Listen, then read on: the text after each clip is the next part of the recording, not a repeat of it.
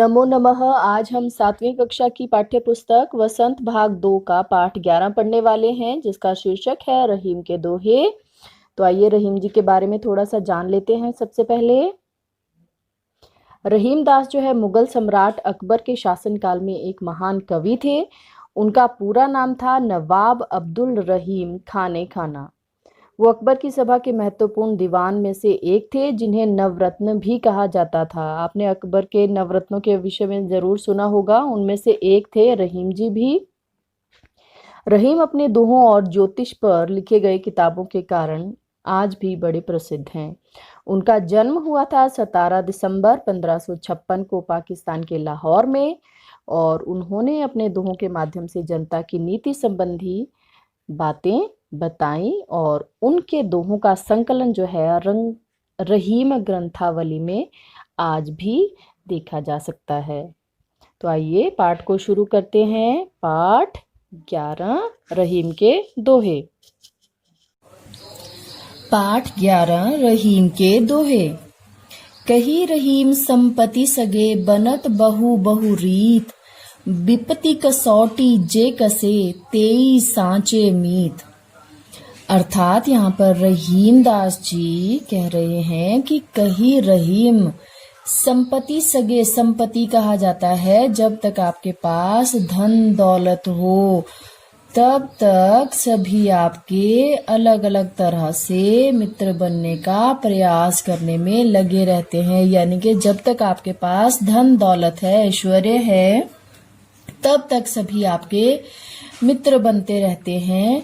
किंतु विपत्ति कसौटी जे कसे तेई सांचे मीत, किंतु आपके सच्चे मित्र तेई मतलब वो ही हैं, आपके सच्चे मित्र वो ही हैं जो विपत्ति कसौटी, विपत्ति में विपदा आने पर जो कसौटी पर खरा उतरे, वही आपके सच्चे मित्र कहलाते हैं। यानी कि जब तक आपके पास संपत्ति है तब तक आपके सभी सगे संबंधी या मित्र बनकर रहते हैं, किंतु आपका असली संबंधी या असली मित्र वही है जो विपत्ति में आपका साथ ना छोड़े।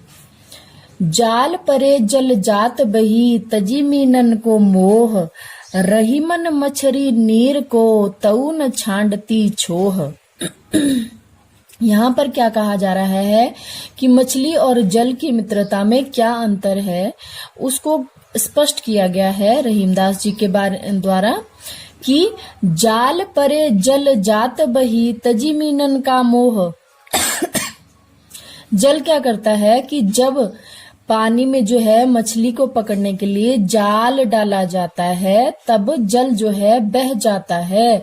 तजी मीनन को मोह, तब वो जो है मछलियों का मोह जो है छोड़ देता है। मछलियों से जो उसका मोह है, मित्रता है, उसका वो त्याग करके जल जो है जाल से निकलकर वापस अपने स्थान पर चला जाता है। किंतु रहीमन मछली नीर को, रहीम जी कहते हैं कि मछली जो है, नीर को मतलब जल को, मछली जल को कभी नहीं छोड़ती। यदि उसको जल को छोड़ना भी पड़े तो वो अपने प्राणों को ही त्याग देती है। यहाँ पर जल और मछली की मित्रता में भेद बताया गया है कि जल और मछली दोनों वैसे तो एक साथ रहते हैं, जल के बिना मछली नहीं रह सकती, किंतु जब बात जल की आती है तो जल जो है तुरंत उसका साथ छोड़ देता है, लेकिन मछली जो है कभी भी जल का साथ नहीं छोड़ती। वो अपने प्राणों का त्याग कर देती है, लेकिन जल का साथ नहीं छोड़ती। आगे देखिए। तरुवर फल नहीं खाते है सरवर पियत न पान, कही रहीम पर काज हित संपत्ति सचही सुजान। यहाँ पर क्या कहा जा रहा है कि तरुवर, तरु कहते हैं वृक्ष को, कि तरुवर फल नहीं खाते हैं, यानी कि जो वृक्ष होते हैं वो अपने फलों को स्वयं नहीं खाते हैं।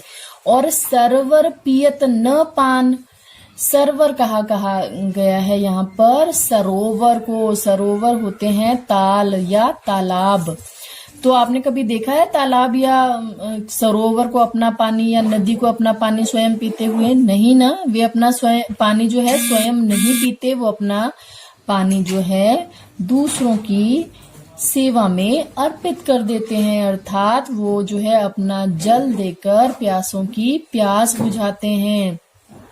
तो कही रहीम पर काज हित, पर काज मतलब कि दूसरों के कार्य के लिए, यानी कि दूसरों के काम आने के लिए, संपत्ति सचही सुजान, जो सज्जन लोग होते हैं, अच्छे लोग होते हैं, वो संपत्ति सचही मतलब संचित करते हैं, धन दौलत को जो है वो जो सज्जन लोग होते हैं वो धन दौलत को किसके लिए जमा करते हैं? दूसरों के लिए, यानी कि दूसरों के काज संवारने के लिए, दूसरों की मदद करने के लिए सज्जन लोग जो है संपत्ति को इकट्ठा करते हैं। यानी कि जो सज्जन लोग होते हैं वो धन किसके लिए जुटाते हैं? दूसरों के काम आने के लिए। अर्थात एक बार फिर से इसे मैं बता रही हूँ कि जिस प्रकार से वृक्ष अपने फल स्वयं नहीं खाते हैं, सरोवर तालाब अपना पानी स्वयं नहीं पीता है, उसी प्रकार से रहीमदास जी कहते हैं कि जो सज्जन लोग होते हैं वो दूसरों की भलाई के लिए ही धन दौलत को एकत्रित करते हैं। यानी कि वो जो धन का संचय करते हैं वो दूसरों की भलाई के लिए करते हैं। यानी कि जब दूसरों की भलाई करने का मौका मिले तो वो अपने एकत्रित किए हुए धन को उन पर व्यय करते हैं या खर्च करते हैं। चौथा देखिए, थोथे बादर क्वार के जो रहीम गहरात, धनी पुरुष निर्धन भय करे पाछिली बात। अब इसमें रहीमदास जी क्या कहते हैं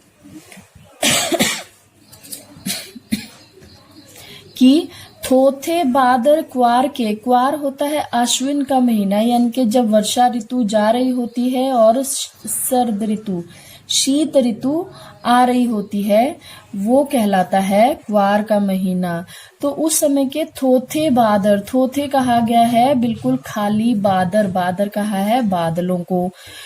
जो रहीम गहरात, गहरात मतलब कि गहरा कर आते हैं, कि गहरा कर तो बहुत घने काले बादल गहराते हैं, जैसे कि पता नहीं कितनी वर्षा वो करने वाले हैं, लेकिन वो होते कैसे हैं? थोथे होते हैं, मतलब कि खाली होते हैं। ठीक है, वो केवल गहराते हैं और केवल गर्जना करते हैं, लेकिन वो वर्षा नहीं करते, थोथे होते हैं यानी कि खाली होते हैं।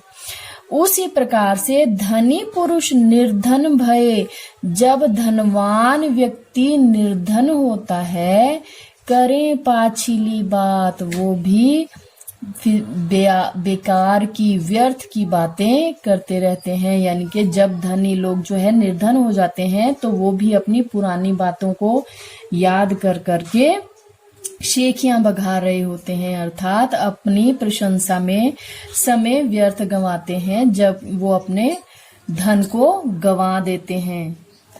आगे वाला देखते हैं। धरती की सी रीत है शीत घाम औ मेह, जैसी परे सो सही रहे त्यों रहीम यह देह। अब यहाँ पर क्या कहा जा रहा है कि धरती की सी रीत है, रीत अर्थात व्यवहार की, जैसा धरती का व्यवहार है सहनशीलता वाला, कि वो कैसा सहनशीलता वाला व्यवहार है कि वो शीत मतलब शीतलता, सर्दी, घाम मतलब गर्मी और मेह, मेह होती है बारिश वर्षा। ठीक है, तो जिस प्रकार धरती जो है सर्दी गर्मी और वर्षा ऋतु को सहन करती है, जैसी परे सो सही रहे त्यों रहीम यह देह, कि जिस प्रकार से वह इन सब को सहन कर रही है, उसी प्रकार से मनुष्य की देह भी सुख और दुख आदि हर तरह की चीजों को जो है सहन कर रही होती है। मतलब कि सुख और दुख आदि को सहन करने की मनुष्य का शरीर भी शक्ति रखता है। अर्थात रहीमदास जी यहाँ पर क्या कह रहे हैं कि मनुष्य देह भी जो है धरती के समान सहनशील होती है, जिस प्रकार जो है धरती सर्दी गर्मी और वर्षा की विपरीत परिस्थितियों को झेल लेती है, उसी प्रकार जो है मनुष्य का शरीर भी जीवन में आने वाले सुख दुख आदि को सहन करने की सामर्थ्य या क्षमता रखता है। इस तरह से ये रहीमदास जी के दोहे यहाँ पर समाप्त होते हैं। धन्यवाद।